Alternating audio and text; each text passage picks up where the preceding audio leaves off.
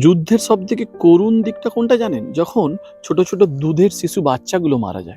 এই যে আপনারা এই ছবিটাতে দেখছেন হাজার, হাজার মানুষ রাস্তায় নেমে এসছে। সেটা ইরানের সাউথার্ন সিটি মিনাবের রাস্তা। এইখানে শনিবার যখন ১ম যুদ্ধ শুরু করে ইসরায়েল আর আমেরিকা, একটা স্কুলে ১৬০ জন বাচ্চা ক্লাস করছিল। সেই স্কুলে ছিল আর ৫ জন শিক্ষক-শিক্ষিকা।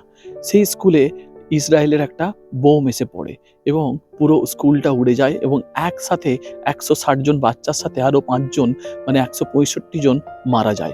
তাদের শেষকৃত্যে অংশগ্রহণ করতেই এত মানুষ রাস্তায় নেমে এসেছে। দেখুন সবার হাতে হচ্ছে তাদের প্রিয় বাচ্চাটির ছবি। যুদ্ধ ব্যবসায়ীদের কাছে যুদ্ধ টাকা রোজগার করার উপায়।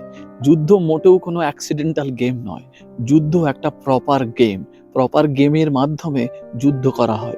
যুদ্ধের সময় অর্থনীতির অনেক কিছু চেঞ্জ করা হয়। বড়লোকরা আরো বড় হয় আর গরিব লোকরা আরো গরিব থেকে গরিবতর হতে থাকে।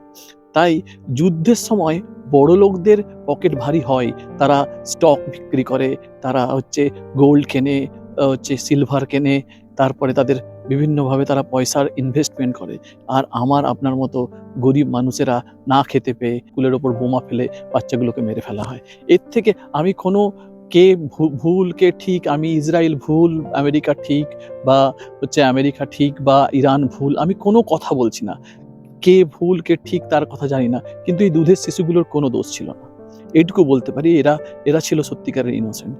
ভগবান যদি থেকে থাকে ভালো হবে না যারা এই যুদ্ধের ব্যবসায়ী।